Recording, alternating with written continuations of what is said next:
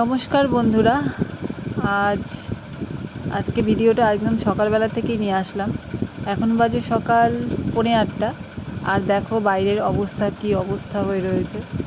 এখন তো একটু মোটামুটি বৃষ্টিটা কমেছে, কিন্তু আমি যখন ঘুম থেকে উঠেছি তখন বাইরে প্রচণ্ড জোর বৃষ্টি হচ্ছিল, যার জন্য আমি কিছুতেই বেরোতে পারছিলাম না। কিন্তু এখন দেখছি যে এখন যদি না বেরোই তাহলে আমার ডিউটি যেতেও দেরি হয়ে যাবে, যার জন্য আমার এখন বেরোতেই হবে যেই করে হোক। কাজকর্ম তো কম থাকে না সকালে, সেগুলো সব কমপ্লিট করতে হবে। আর রাস্তা পুরো ফাঁকা।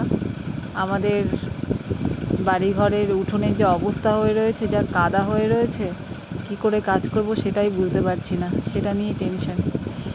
আর এখন আমি আমার কাজের জায়গায় রয়েছি। তো এখন আমাদের টিফিন টাইম। তো আমরা দুজনে স্টাফ, তার জন্য আমি আগে টিফিন করতে এসেছি। এটা যেখানটায় বসে আমরা টিফিন করি সেই ঘরটা, আর পাশে ওটা মানে অফিস আর কি, ওখানটায় কাজকর্ম হয়। তো তোমরা সাথে থাকো, আমি এখন টিফিন করব, তারপরে আবার যাব। আর এখন আমার মেয়ে ড্রয়িং করছে, ওর পরশুদিন ড্রয়িং ক্লাস রয়েছে।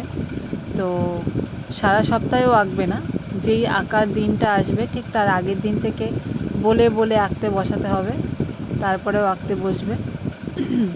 তো ওপাশের খাতায় ওর স্যার এঁকে দিয়েছে, সেটা দেখে দেখে ও নিজের এখানে আঁকতে হবে। এমনি